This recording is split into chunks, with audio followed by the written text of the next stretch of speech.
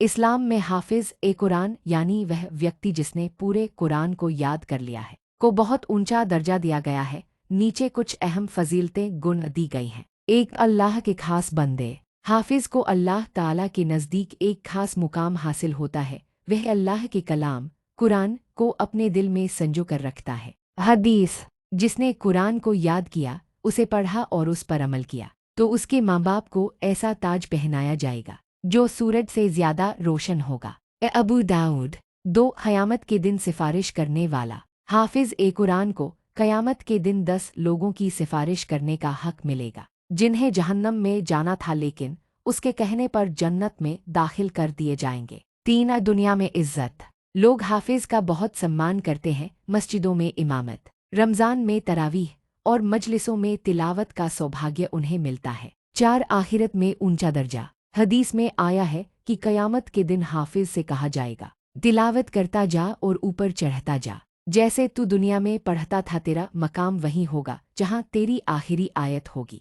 Tirmidhi. Quran सबसे बड़ी दौलत। हाफिज के दिल में कुरान महफूज होता है, जो पूरी इंसानियत के लिए हिदायत है। यह दौलत न धन है, न सोना, बल्कि अल्लाह का नूर है। एक हाफिज बनने के लिए ज़रूरी एहतमाम, तैयारी और देखभाल। सही नीयत। सबसे पहले नीयत सिर्फ अल्लाह की रज़ा के लिए हो, शोहरत, इनाम या प्रतियोगिता के लिए नहीं। अच्छा माहौल और उस्ताद।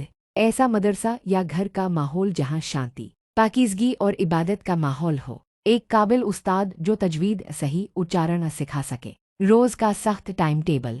रोज़ का सबक नया पाठ दोहराई और मंजिल पुराना पाठ पूर्ण विराम। पढ़ाई में सुस्ती और गह नुक्ता हाजिरी से बचना। घर वालों का साथ। मोबाइल, टीवी, गेम से दूर माहौल। घर वाले पूरा सहयोग करे। टाइम, खाना, नींद सबका ध्यान रखे। सेहत और याददाश्त। अच्छी नींद, ताज़ा दिमाग और सही खाना पीना याददाश्त के लिए ज़रूरी है। 2 हाफिज कुरान का एहतिमाम, सम्मान और देखभाल। इज़्ज़त और आदर। हाफिज के दिल में अल्लाह का कलाम है, उसकी इज़्ज़त करना हर मुसलमान का फ़र्ज़ है। मस्जिद में इमामत। रसूलुल्लाह अशरफ दी ने फरमाया, जिसे कुरान ज़्यादा आता है वही नमाज में लोगों का इमाम हो। मुस्लिम। समाज में मुकाम।